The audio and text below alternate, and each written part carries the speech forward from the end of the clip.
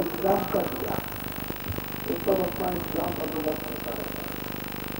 लेकिन अपना जो काम है, अपना कर्तव्य है, तो ये है कि भजन ध्यान को लगे रहना चाहिए। जब आप लगे रहोगे तो लगे लगे तो सब कुछ होता है, रंगी हो जाएगा, लगे रहेगा, और जमीन बनेगा, झांकी बनेगा, लगे रहेगा, जीवात्मा निकाल जाएगी। जब लगे रहोगे तो रहेगी होगा, ये जीवात्मा एक तरह शब्द जुड़ जाएगी और शब्द पकड़ के इसको भी चलेगा, तो शब्दों की तेज है, उस पर जीवात्मा को शब्द सवार कर देता है और अपनी तरफ चला जाता है। ये उसी का तत्व, उसी का एक छोटा सा जगह, एक छोटा सा कारण, वो अपने जात में मिलना चाहती है और शब्द शब्द है, लेकिन तुरंत जो उससे अलग हो गई, वो चाहती है कि हम अपनी कमाई में मिल जाए। तो अपनी कमाई, सार कमाई तो शब्द की थी, लेकिन रास्ता न मिलने से, सफर न मिलने से, भजन और ध्यान इसको न जानने के कारण आपसे कोई हिसाब नहीं होता है। जब आपको मालूम हो गया कि हमारी अंदर की सीधी सच्ची आसान सहज साधना है, तो अपने लोगों को देखते बैठते जैसे लोगों में समझ होना चाहिए। क्योंकि काम को आप अधूरा रखते, ऐसा करो कि काम को थोड़ा कुछ हो जाए, और फिर तो वैसे ही लापरवाही बेहोशी आप रखो, ये ऐसी बात नहीं। जब पता चल गया तो मनुष्य शरीर एक किराए कर रहा है, इसे समय पूरा होते ही खाली है, तो आपको ये चिंता फिक्र होनी चाहिए कि जो हमको आदेश मिला, जो हमको उपदेश मिला भजन ध्यान संबंध करने के लिए, तो कम से कम हम 10 मिनट 15 मिनट तो पूरा बनेंगे। आपसे कौन कहता है कि आप 24 घंटे को 1 घंटा समय को पूरा दो, 1 घंटे का काम में अच्छे लगाओ और 1 घंटा समय प्रजा कुछ करके पूरा कर लो, तो इसको तो पूरा देना चाहिए। तो आप 5 मिनट के लिए 2 मिनट पीछे के काम करें, ये तो जाना चाहिए।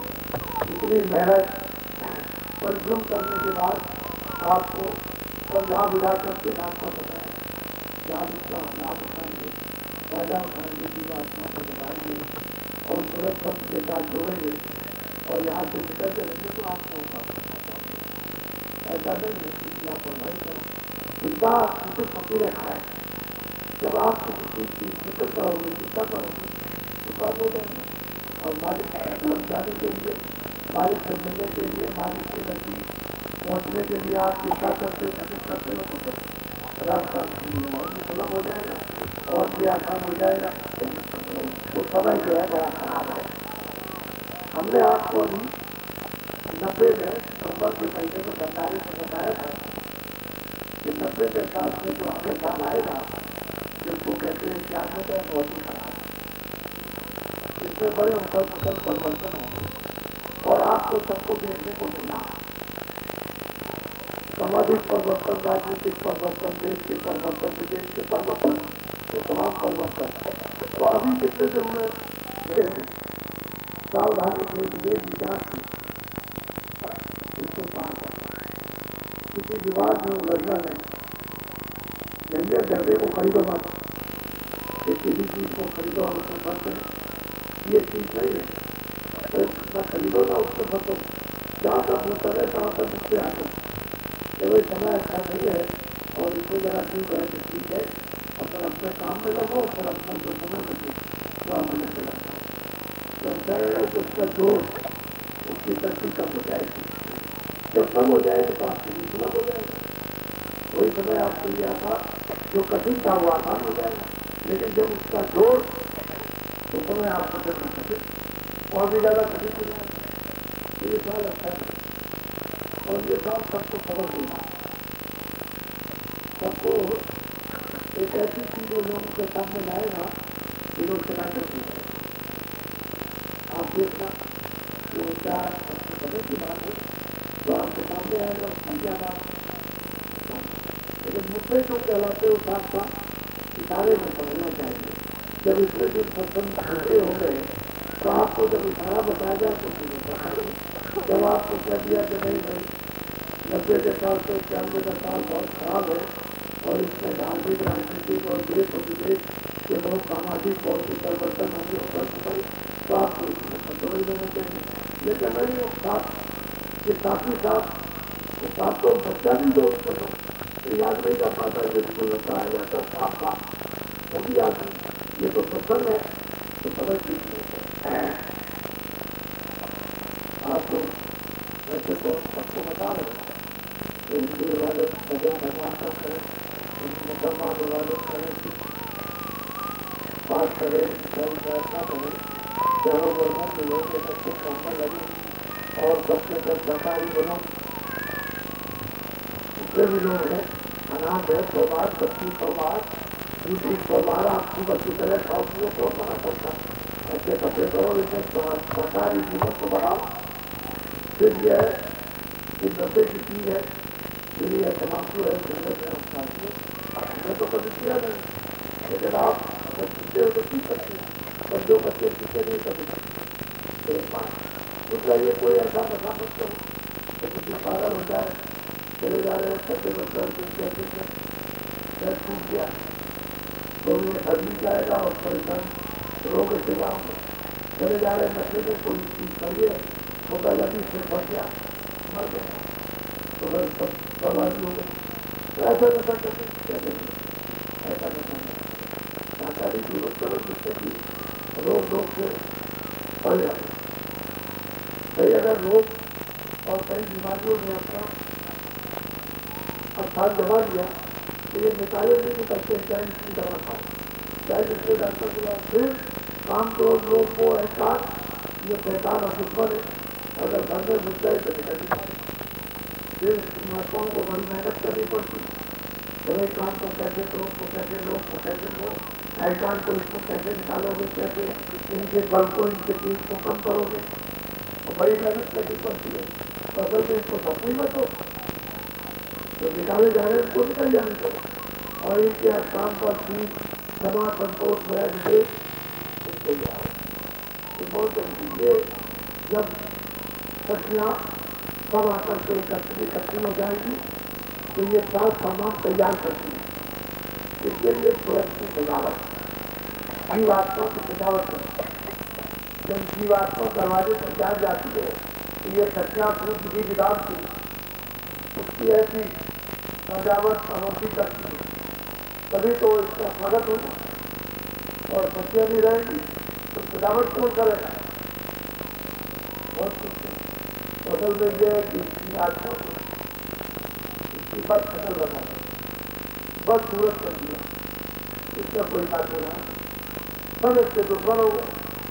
जीवात्मा मनुष्य शरीर में अकेली इस जड़ता में क्या करें जब महात्मा साथ देते हैं और इन दुश्मनों शैतानों को निकालते हैं और इनकी शक्तियों को इकट्ठा करते हैं, तब सहयोग होता है, तब वजन और ध्यान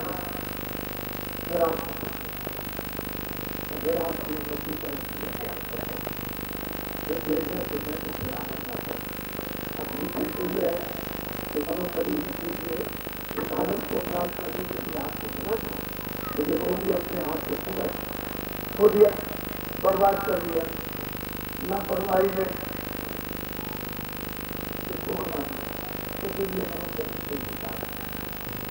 चला जा रहा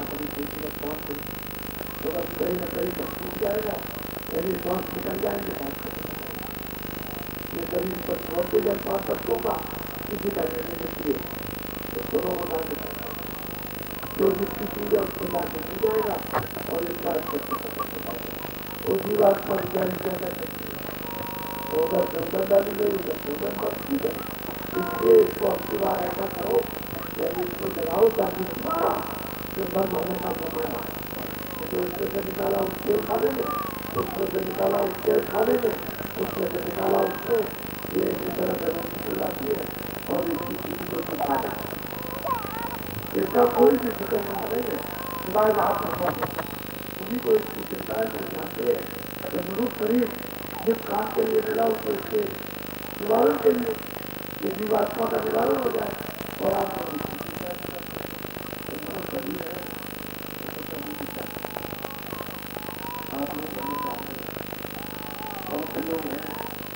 युवाओं को सारा नहीं देख पाएंगे। बहुत से ऐसे भी आदमी हैं जो यहाँ नहीं आए लेकिन साधना कार्यक्रम में नहीं जा सकते। अब उनका समय भी पूरा हो जाएगा तो आप लोग अपना अपना भजन मैं थोड़ा बहुत अपना लगाव रखूँ जिससे कि आसानी से आपकी संभाल अंदर से ट्रांसफर हो जाए, फिर परेशानी ना हो। वैसे महात्मा तो अपनी तरफ से सब कुछ करते ही हैं, लेकिन फिर यह है कि आप अपना अगर नुकसान कर बैठे और उसके कारण आपको तकलीफ हो तो इसमें महात्मा का गुण क्या है? आपने सब कुछ नाम बताया, वो बताया, स्थान बताया, आवाज बताई, उसका चिंतन बताया कि वैसे जिस तरह से उसका चिंतन करो, उसको याद करो तो फिर मतलब आपके ऊपर दया हो जाए, कृपा हो जाए, मेहरबानी हो जाए। फिर उन सब संतों के यहाँ तो ये है कि अपने पुण्य आए तो होना चाहिए, तो वजह से जाए हालत को और करो जरूर इसको। अभी साधना कार्यक्रम तो आएगा और शुरुआत के बाद में तो मतलब ये नहीं कि आपको खबर कितनी याद करके बताया जाए, चार सभी को रहती है उसको आदेश कर दिया जाता है कि जितने भी लोग खबर की है उसको बताया जाए।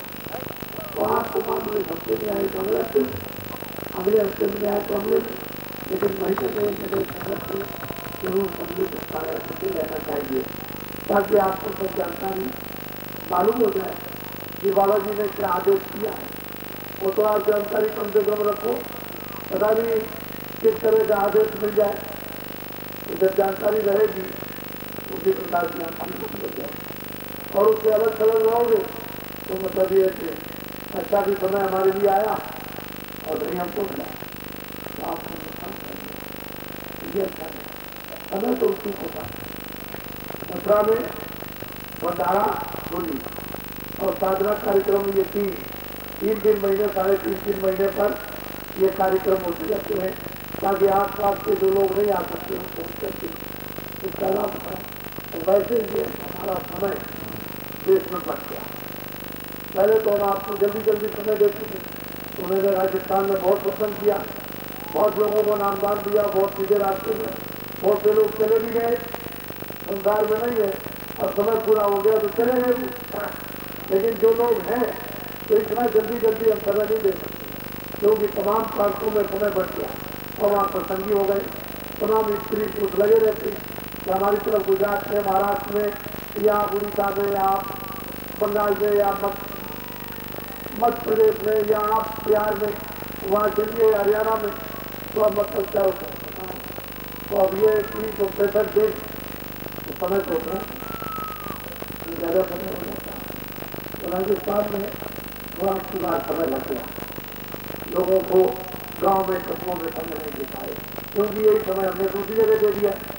वहाँ लोगों को बगल में इतनी उच्च शिक्षा, इतना उच्च मतलब परमार्थ का रास्ता, परा और अपना विद्या, इन दोनों की शिक्षाएं प्रसंगियों को जो आ जाते हैं नामदान प्राप्त करते हैं उनको परा विद्या और उनको लौटे दिए और बच्चों की शरीर के लिए और अपनी जीवात्मा के लिए कोई चीज ऐसी नहीं है इसको नहीं करना इसी को करना। भजन भी करो, सरकार में करो, दुकान भी करो, खेती भी करो और भी जो काम करते करो, बच्चों की सेवा भी करवाए गए संस्थान और ये सब करने के बाद भजन भी करो। 2 मिनट 4 मिनट 5 मिनट 10 मिनट करना देख के करो, बैठ के करो, खड़े होकर करो तो जरूर ये ऐसी शिक्षा आप सबको दी जाती है और आप हर तरह से कर सकते हो भजन और ध्यान और सुमरन। यदि कोई बाधा नहीं किसी तरह से न करो तो गलतियां, क्योंकि आपने सृष्टि और आनंद आपने कर दिया था, ये आपकी जिम्मेदारी। हमारी तरफ से कोई किसी तरह की सुस्ती नहीं है। हम तो ये चाहते हैं कि तुम जल्दी से जल्दी निकल और अंदर की उस शक्ति को बर्दाश्त करो। तो इतना तेज प्रकाश, इतना तेज शब्द, इतनी तेज आवाजें हैं कि अगर वो एक बार की आवाज आ जाए तो खत्म हो जाए। तो धीरे धीरे तरह बर्दाश्त हो गई तो उसको तो डर लगता है कैसे हो जाए। एक तो गंदी है, वो है निर्बल कमिक, ये गंदी साफ हो जाती चली जाए तो बाद में इसकी दवाई जगह कमी हो सकता है। तो आप लोग जो है इन सब चीजों का ध्यान रखें।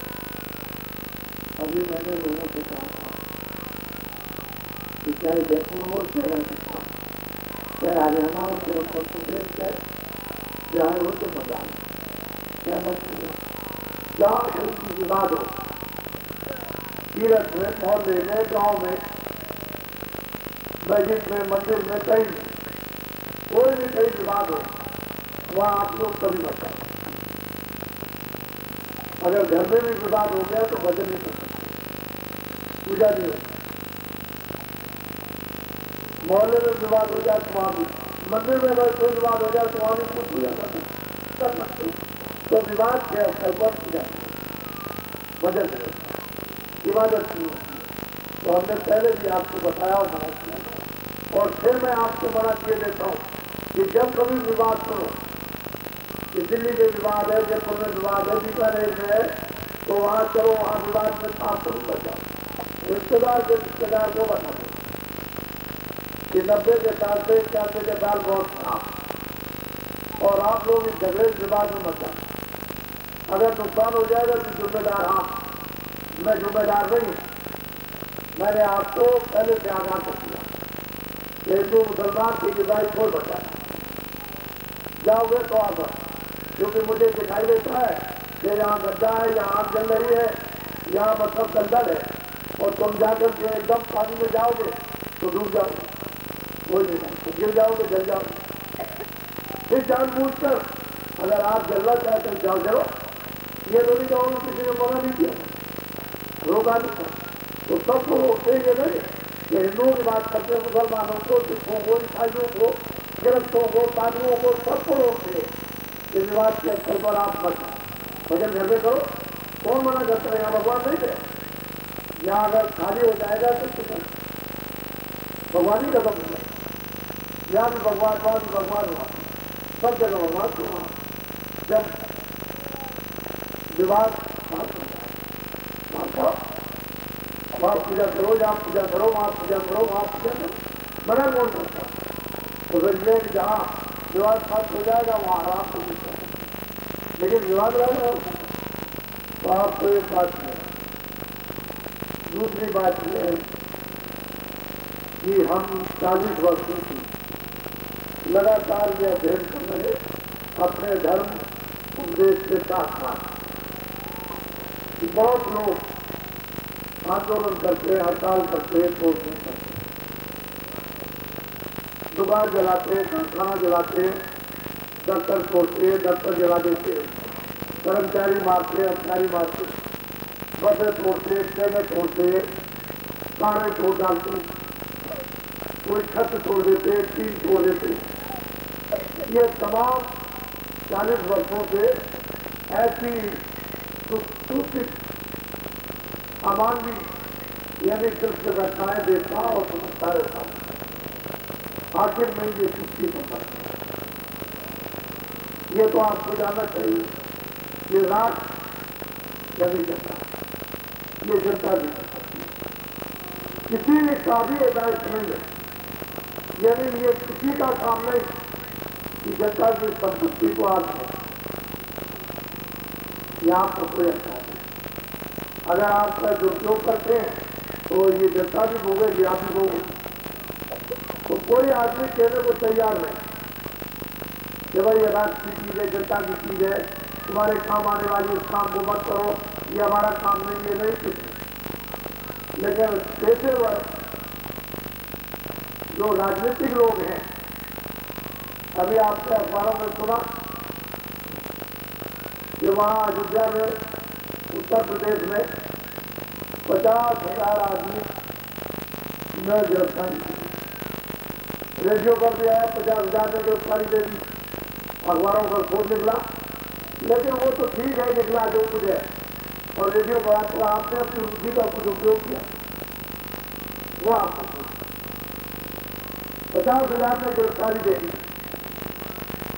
राजस्थान के 100 आदमी मजिस्ट्रेट कुर्सी डाल के एक कतार में बैठा दिए गए और 24 घंटे तक लगातार एक रफ्तार से वारंट बनाए।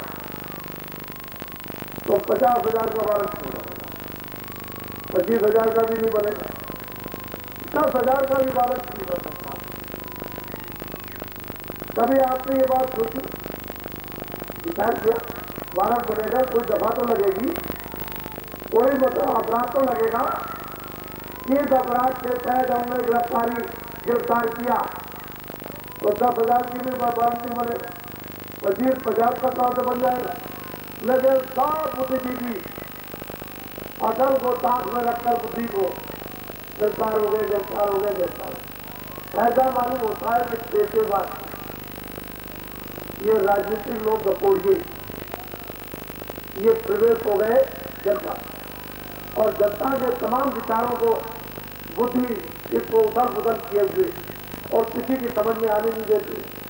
और पेशेवरों ने कितना समझते, चोरी है, डकैती है, कत्ल है, गिरहगति है, गिरहगति करो, चोरी करो, कत्ल करो, डकैती डालो या डलवा दो, इसको कहते हैं पेशेवर।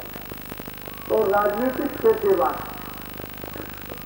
आप पहले समझ लीजिए, आपको उन सब ने फंसा दिया।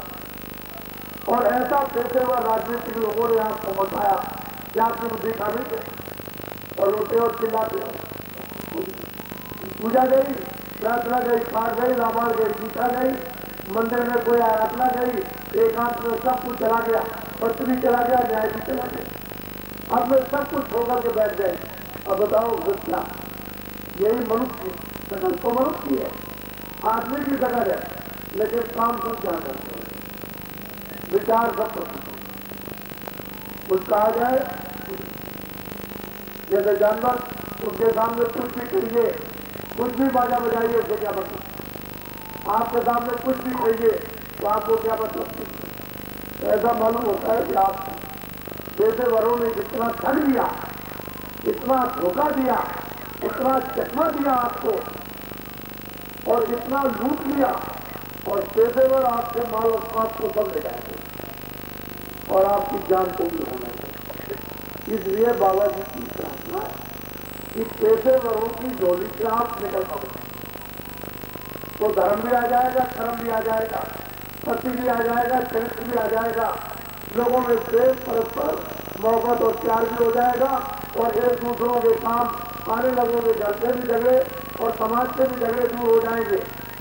लेकिन पेशेवरों की झोली में अगर आप पड़े रह गए तो कोई भी झगड़ा झंझट नहीं। अभी आपसे परेशानी, आपस मुसीबत, आपसे बीमारी, लड़ाई झगड़ा, कोलाहल, कोराम, और ये मतलब अकाल और सूखा और भूखमरी आपने कहा देखी, ये तो सब आगे आने वाली है। और आप और महंगाई कोई नहीं,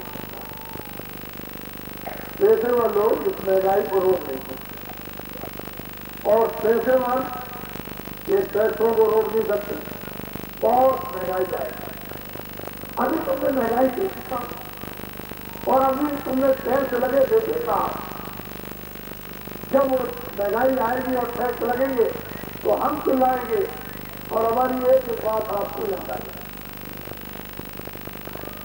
आपने तो कभी बुद्धि का आपने वास्तव में उपयोग नहीं किया। अभी एक साल हुआ चुनाव पर, तमाम सरकारी अधिकारियों ने कहा कि 10 अरब रुपया चुनाव में सरकारी खजाने, तो ये किसको देना चाहता हूं। फिर उसके बाद प्राइवेट जो लोग खड़े हुए हैं एमएलए एमपी के लिए, वो इसका चौगुना करते हैं।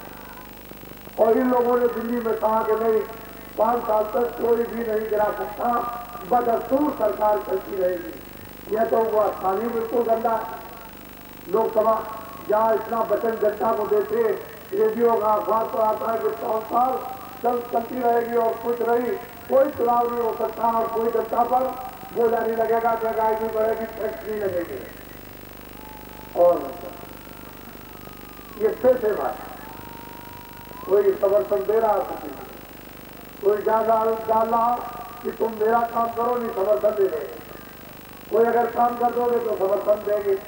कोई उसमें जा रहा, कोई उसमें जा रहा, कोई इससे निकला उसमें, उससे निकला उसमें। ये पेशेवर राजनीति, इससे निकले उसमें, उससे निकले उसमें, उससे निकले उसमें, उससे निकले उसमें, उससे निकले मैं तुमसे पूछा, आपसे पूछा, अरे मतदान तो आपसे ले लिया, फिर ये पूछा कि हम चुनाव, यानी आपसे पूछते कि मैं चुनाव करूंगा, तुम लोग 10-14 अरब आपकी चुनाव में खर्चा होगा, तुम दे सकते हो कि नहीं दे सकते हो, और इसका चौगुना प्राइवेट लोगों का खर्चा होगा जो खर्चे होंगे, तो ये सब खर्चा देगा कोई एमएलए एमपी देंगे, सब आपको देगा। तो फिर महंगाई, फिर टैक्स कितने लगेंगे, कभी आपने सोचा? इसलिए इन पेशेवरों की जोड़ी से निकल जाओ और अच्छे आदमियों की तरफ, अच्छे आदमियों के लिए आप विचार करते रहो। इन पेशेवरों को छोड़ दो, तुम यही समझो कि अब तो हम सब खत्म हो गए, बालक पास गया और तो हमारी जान भी चली जाएगी, लेकिन जो होगा तो होगा, और तुम इनकी जोड़ी से निकल सको और एक काम बाबा जी का ये करो। बाबा जी की यकीन है कि जो इतने बार आ गए उनको मत आने दो, नए लोगों को किसी को ध्यान दे। फिर जब उनका समय पूरा हो जाए तो उनसे भी अलग हो जाओ, फिर और किसी नए को ले आओ, तो उनसे वो अच्छा काम करेगा, वो काम करेगा उससे अच्छा वो। फिर जब समय पूरा हो जाए तो उससे भी हट जाओ, तीसरे को ले आओ, नए, तो दोनों से अच्छा काम करेगा। फिर उसका समय पूरा हो जाए तो उससे भी अलग हो जाओ, चौथे को ले आओ।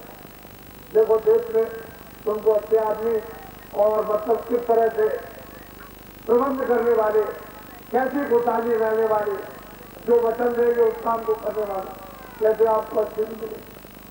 अरे भारत में इसी में माँ की लाल पैदा होती है, आसमान से तो न राम उतरे और न कृष्ण उतरे, माँ के पेट से ही, पेट में ये पिंड तैयार हुआ और उसने वो जीवात्मा बुला करके डाल दिया, तो तरीका तो एक ही आने का है। इसमें कितने माँ के लाल आप ये देखते हो। अब तो घोषणा हो गई है कि 52 करोड़ 10 लाख मतदाता, अभी कुछ काम छूट गए, उनकी भी लोग वोटर लिस्ट तैयार हो गई, शायद उनकी भी गिनती जोड़ दी जाए तो 52 करोड़ से ऊपर हो जाएंगे। तो 52 करोड़ तो अभी और 10 लाख मतदाता, तो आप इसी की गिनती गिन लीजिए। ऊपर है आपके 12 बच्चे, 11 बच्चे, 10 बच्चे, 9 बच्चे, 8 बच्चे, 7 बच्चे, 6 बच्चे, 5 बच्चे छोड़ दो और 1, 2, 3 नीचे से छोड़ दो, 20 का आप एवरेज निकालो कि हर परिवार में 4 बच्चे, तो 4 बच्चों की गिनती गिन लो और इनकी गिनती गिन लो, और 33% जो वोटर लिस्ट पर नाम नहीं है मतदाता के, उसको गिन लीजिए। 2 अरब की आबादी से ऊपर आबादी हो गई, आपकी तो खाल उतार जाएगी, क्योंकि 100 खरब का विदेशी कर्जा भारत को हो गया। 100 खरब भारत से किया, ये दिल्ली वाले बता नहीं रहे, भारत जीत चुका है। जब बाहर के लोग मांगेंगे कि हमारा हमको दे दो, हमारा हमको दे दो, तो ये खत्म हो जाएगा, कभी भी मांग सकते। 100 खरब, अरब नहीं 100 खरब का कर्जा भारत को हो गया, और मां के पेट में एक बच्चा, अभी उस पर 5,000 रुपए कर्जा, ब्याज अलग है, तो कैसे वो दे देगा, ब्याज विचार करना। और अब ये चुनाव आ गया, फिर कहेंगे फिर चुनाव, आपसे तो कोई पूछेगा नहीं, फिर कहेंगे फिर चुनाव होगा। अरे पेशेवरों को तुम निकालो, इनकी झोली से निकल भागो, चाहे कितना भी कुछ है, लेकिन एक बार तो आपको निकलना ही है, नहीं जान भी जाएगी और मानव सब रामायण स्थित हो जाएगी कि बहुमत, प्रियमत, बाल मत, पिता नरेश को नाश, सुख संपदा की कौन करे, प्राण बचावन बर्बाद। अरे फिर तो ब्राह्मण की चौपाई और महात्माओं के बाद सदा तक हो जाएंगे। इसलिए आप लोग होशियार, मैं किसी के बारे की कोई बात नहीं करता, जो हकीकत है, जो सत्य है, उसके लिए और जनता जनार्दन, जो हम भी आम में जैसे आप हो वैसे, उसमें कोई बात नहीं। इसलिए आप लोग उसको चाहते हो। और जो मतदान देते हो, जिसको कहते हैं बालिक वैधानिक अधिकार, बालिक कहते हैं 18 साल का हो गया तो बालिक, बच्ची और बच्चा बालिक, उसको वैधानिक मत डालने का उसको अधिकार है। उसके नीचे का मत नहीं डाल सकता। 17 साल की या 16 साल की या नीचे वो बच्चे बच्चियां मतदान नहीं डाल सकते। तो मतलब यह है कि बालिक वैधानिक जो मतदान डालने का जो आपका अधिकार है वो खत्म कर दिया। कितने पैसे वालों ने आपको डालने नहीं देते। आप क्या करेंगे? कितना चिल्लाते वो मतदान डालने नहीं देंगे, क्योंकि आपको तो कुछ मालूम है नहीं। सही बात तो यह है। तो असल में चीज यह है कि 4 टेबलें होती हैं। कि पहली टेबल पर जब पर्ची लेकर के जाओ और पर्ची दो तो समय देख लो कि चालू हो गया। दूसरी टेबल स्याही उंगली निकालेगा, स्याही लगाएगा, सुधाएगा। तीसरी टेबल बैलेट पेपर निकालेगा, दस्तखत कराएगा, अंगूठा लगाएगा। चौथी टेबल बैलेट पेपर लेकर के मोड़ेगा, मतदाता को समझाएगा और बताएगा कि मोड़ लो और वहां जाओ 30 फुट दूर एक घिरी हुई टेबल है जहां कोई नहीं देखता, वहां उस पर फैला दो बैलेट पेपर को, देखो कि कौन किस चिन्ह पर। आप ज्यादा बताओगे तो मैं ज्यादा नहीं, कम से कम प्रति वोट 3 मिनट की रफ्तार से यदि पड़ता है तो 1 घंटे में 60 मिनट तो होते, तो 20 वोट पड़े 1 घंटे में। जब लगातार सुस्ती में नहीं, लगातार जब आप चारों टेबलों के काम को पूरा करके और मोड़ करके बक्से में डाल दोगे, समय समाप्त हो गया। तो फिर आपको तो ये जानना चाहिए कि 9 घंटे का समय दिया, 5:40 मिनट, 180 पढ़ेंगे, ऊपर लिखो 20, नीचे 9 और गुणा कर दो 9 के 540 के नीचे 180 घटा दो, एक बूथ पर 660 इसके लिए तो कोई समझ दिया 660 बच्चे 180 पढ़े 660 बचे 840। फिर 2 मिनट की रफ्तार से 840 के नीचे लिखो 270 और नीचे घटा दो 570 एक बूथ पर। तो समय तो आप दिया नहीं बताता, परसेंटेज कटेगा कहाँ? जब पूरा समय इसमें लग गया 270 में और 1 मिनट की रफ्तार से 840 में 540 घटा दो तो 300 बचे बताता। तो समय नहीं दिया। जब समय नहीं दिया तो हमारे जो वास्तव में जो स्वालिक और वैधानिक अधिकार है उसका समय नहीं दिया तो ऐसा चुनाव। और बूथ जो है 5,93,414 ये तो बूथ हो गए और एक बूथ के मतदाता 8। तो जब इतनी बचत हो गई 39 करोड़ 18 लाख जब बच गए मतदाता जिनको समय नहीं दिया गया, तो आपको तो आश्चर्य होगा कि फिर रहता ये पेशेवर लोगों ने उस चुनाव आयोग को घेर रखा, चारों तरफ से ऐसा घेरा है कि सांस नहीं लेता। और यहाँ पर चिल्ला रहे बड़ी तकलीफ है, बड़ी तकलीफ है, बड़ी तकलीफ। बूथ चेक करे हो गई, जाली पड़ गए, बच्चे भी ले गए, गट्टी डाल दी, ये डाल दिया, वो डाल दिया, यह समय नहीं दिया गया। ये सब धोखा। इसलिए आप लोग इसको चले जान जाओ, सब ठीक हो जाएगा। फिर से नया आयोग बन जाएगा और दूसरा उसका कानून आयोग का होगा। जिस आयोग से कुछ होने वाला नहीं, 1000 बरस तक अच्छा आदमी नहीं आ सकता। ये तो आपको जानने की जरूरत है। ये तो हमको भी और आपको भी दर्द है, सबको दर्द है। और इसलिए आप पेशेवर लोगों की डिग्री से निकल भगवान सांप्रदाय करना ये करवा देंगे। हिंदू मुसलमान लड़वा देंगे, हिंदू हिंदू लड़वा देंगे, ब्राह्मण ब्राह्मण, क्षत्रिय क्षत्रियों को लड़वा देंगे, पढ़े लिखे अनपढ़ों को और छात्रों को छात्रों को इनको लड़वा देंगे, उनको उनको लड़वा देंगे और सिखों ईसाइयों को लड़वा देंगे। और इसके से ऐसा बताएंगे कि आप रोते ही रहें। इसलिए इससे निकाल नए आदमी क्या करो और मौका दो नए आदमियों को। जब एक बार जब तुम मौका देने लगोगे तो तुम्हारी आदत बन जाएगी, आदत पड़ जाएगी। फिर इसको हटाओ तो रखे आदमी आपके सामने सरासर आ जाएंगे। तो देश में बातों को, देश को अपना, जनता को अपना, काम को अपना, सेवा को अपना, चरित्र को अपना, सदाचार को अपना, खुदाली को अपना, ऐसा काम करेंगे। और बिना आए यानी कम करने के लिए, कागज कम करने के लिए दिन में काम, खेती, दुकान, दफ्तर का, बच्चों की सेवा, 5 मिनट 10 मिनट भगवान का रूपी मंदिर में बने। ये इसकी ताकत का जब कम हो जाएगी तो विवेक प्रिय है। अब वो जाने अब दस की वजह से मैं थका पड़ेंगे।